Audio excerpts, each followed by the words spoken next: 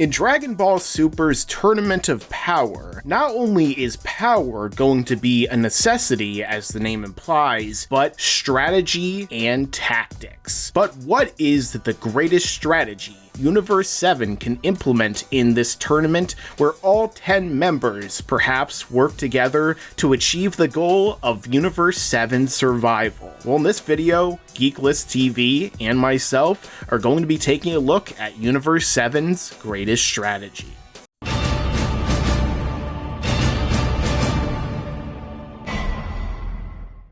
Don't forget to like this video, share it with your friends, and subscribe to my channel to stay up to date on all upcoming videos in the future. Alright guys, so we're going to be looking at the greatest strategy that Universe 7 could perhaps implement in this video, and we're going to be discussing essentially a number of strategies and perhaps what the best one out of all of those could be that Universe 7 could use in order to survive.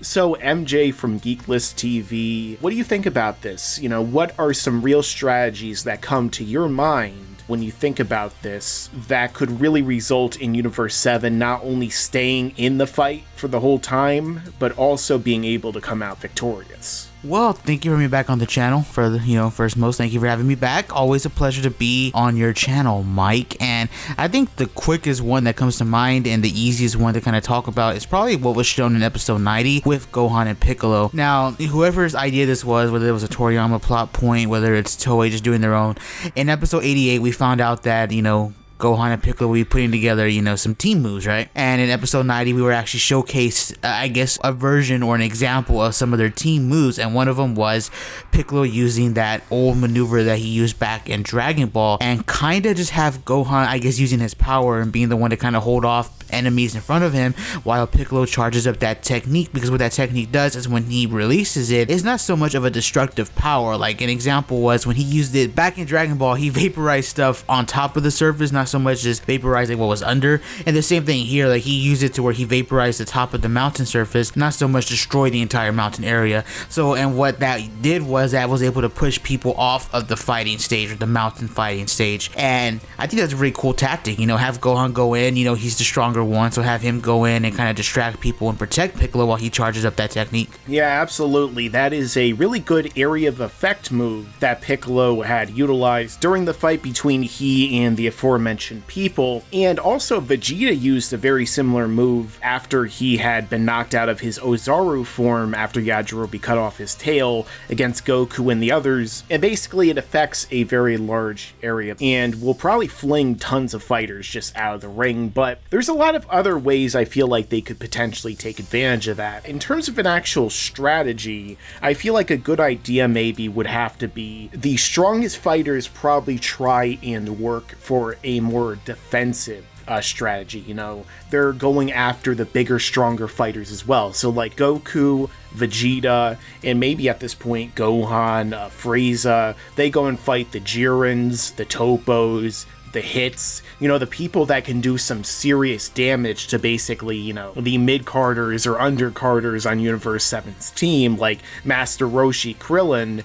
And in the meantime, you got them kind of formulating more of a kind of a tactical advantage that they could use. Krillin has his Fist of the Sun, the Taioken, or Solar Flare times 100, that he could use to blind a large group of people. Master Roshi has that myriad surprising palm fist that he used against Tien in his recent encounter, that he could use to immobilize his enemies with electricity, so that perhaps, say, Piccolo could build up another big burst of attack like you had mentioned. And of course, there's also somebody like an Android 17 who has the ability of being able to create like an electromagnetic barrier.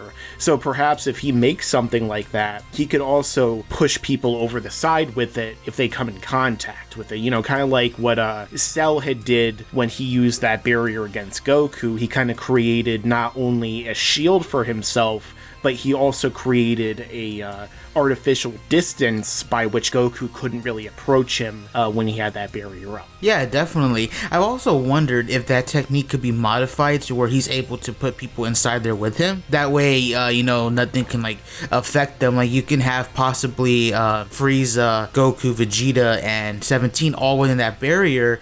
Maybe you can do something to where he's in there protecting them, because I know people don't want to admit this, but 17 is pretty freaking strong now. He's at least above a current Super Saiyan 3 Goku. That's low ball. So the fact that he's that powerful, his barrier should be able to protect him from most attacks. And with that being said, if it comes down to the strong fighters in Universe 7 being left, they can use a strategy where they're inside the barrier, Goku teleports out, punches someone, or just like tries to get a hit on someone, teleports back in, kind of just like a play cat mouse, you know, especially, you know, depending on how strong some of these characters are. Like we know Jiren's going to be a real powerhouse, so it may take, you know, majority of people just to fight him, you know, one-on-one, or fight so-and-so. My point being, they could play a cat mouse strategy game with 17 if he's able to put them inside that barrier. Yeah, they could pretty much adopt the old saying that a good defense is also a great offense, because in this case, if 17 really can modify his barrier in such a way to keep other people inside of it, well, there's very few people I could think of that are going to really be able to kind of break through that barrier. So a Piccolo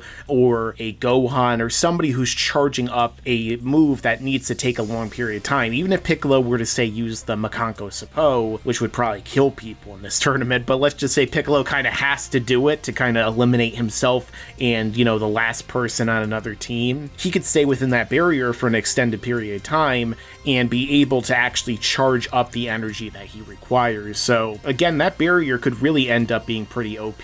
But what are some other tactics that you think that, you know, the whole team could really formulate? I mean, do you think that there's going to be someone who's going to be kind of calling moves on the fly? You know, is Gohan going to be in the middle of that ring and he's going to be yelling over to like Roshi and Krillin or somebody, oh, you have to do this to block this fighter's advance so that, you know, this other member of our team can charge up his ultimate attack to use on this other person, so that we could take advantage of their distraction in order to eliminate more people from their team that otherwise they'd be protecting.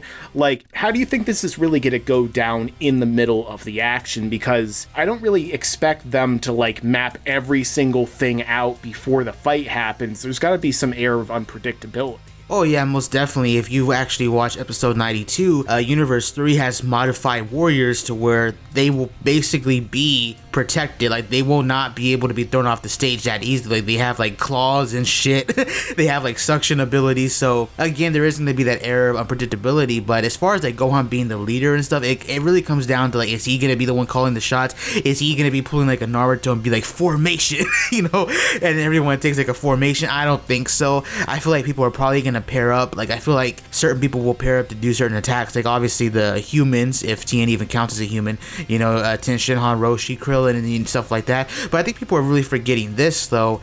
A strategy that they could do is Krillin and Gohan. I feel like that's a real big one that people are overlooking, because when you go back to when Gohan fought Krillin, Gohan actually goes, I'm really inexperienced, and Krillin goes, oh well, with your power and with my fighting experience, you know, we'll pose a real big threat. And that was kind of something that was played off in the original manga and you know, Z back on Namek, because Gohan was the stronger of the two, but Krillin had more fighting experience. And when it came down to it, they pretty much fought in sync. I remember exactly their fight with Guldo, you know, where they pretty much fought in sync. Like they powered up, they shot two blasts, they were flying in sync, you know. So I mean, if you have two people like that, you know, obviously Krillin and Gohan are really good friends. They fought alongside each other in many battles. Having someone like, you know, Gohan and Krillin fighting in sync together, you obviously have the stronger one and then you have the more experienced one. In itself, that could just be a big problem for the other universes, you know? Yeah, and even referencing the Ginyu Force once again, we could take a look at Jace and Birder, because they're a great example of somebody who has two different fighters coming together and having combined attacks. Like the purple spiral flash attack, that when, you know, Jace and Birder come together, they create all of those energy blasts to fly out and go after Goku. That kind of technique, I feel like, is something that they should probably try and work on here.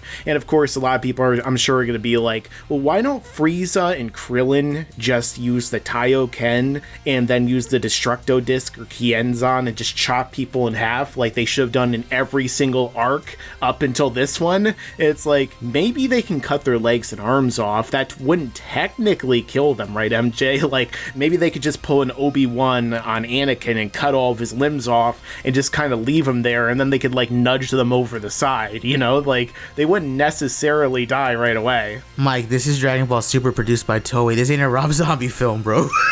So yeah, anyways, going off of the whole Gohan Krillin stuff and the Jace and Birder stuff, I think two of the fighters that could potentially fight in sync and could have a lot of strategy is Vegeta and Goku, because again, I feel like people are overlooking this. Who knows, maybe it's just me, maybe I look too much into shit, but when you go back to the future Trunks arc, look at what, you know, Goku and Vegeta were able to do to merge the monster. You know, they were able to break through his, I guess, like his godly barrier, you know, that he created, and they worked together and they worked in sync. So again, I think we're talking about strategy here. Now, I think strategy is a big part, but we are just really overlooking the battle history that a lot of these characters have. Again, I'm pretty sure Jiren and Toppo, because they're Pride Troopers, they probably fought alongside each other. They'll show off some cool techniques and some cool strategies, but a lot of these characters have fought in sync together. They fought beside each other. They fought in different battles. Gohan, Krillin, Piccolo, Krillin, Vegeta, Goku, etc., etc. I feel like they're going to show off a lot of cool stuff, and I think we're forgetting a big one here, 18 and 17. Now, obviously, 18 is going to be weaker than 17, but if you go back and if you want to count the history of Trunks, the whole continuity there is they fought great. You know, they had a lot of techniques. They had a lot of like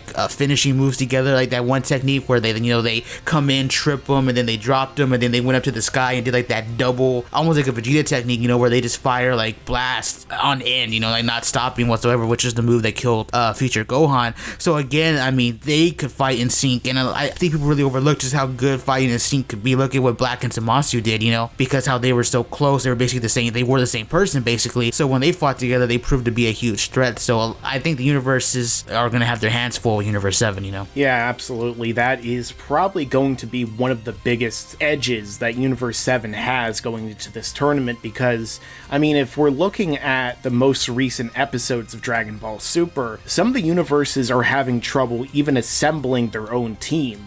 So it's unlikely that their assembled teams and their mishmashes of different fighters, if they even can all assemble teams in time, will have the kind of history and the kind of synchronicity that the fighters from Universe 7 have. So really, in that way, the combination of tactics, the combination of teamwork, and the combination of actually knowing one another, knowing what each other is capable of, and, you know, being able to formulate strategies that way may very well make Universe 7 unparalleled in this Tournament of Power. And hey, we've all seen the end of Z. Somehow they're going to either win or they're going to get saved. So they're probably going to do pretty well in this tournament, if I have to say. I agree, except Universe 11's winning and everyone gets moved to Universe 11. Yeah. All right, well, let us know your own thoughts down below in the comments section, what you think would be the best strategies for Universe 7 to implement. What would be the ultimate strategy? Also, don't forget to check out GeeklistTV's channel for more Dragon Ball content. Subscribe to this channel to see more content like this, and enable notifications because YouTube recently has kind of changed that stuff up. So if you want to see all these videos right away when they come out, I would definitely recommend enabling those notifications. And as I always say, stick around because there's a lot more to come in the future.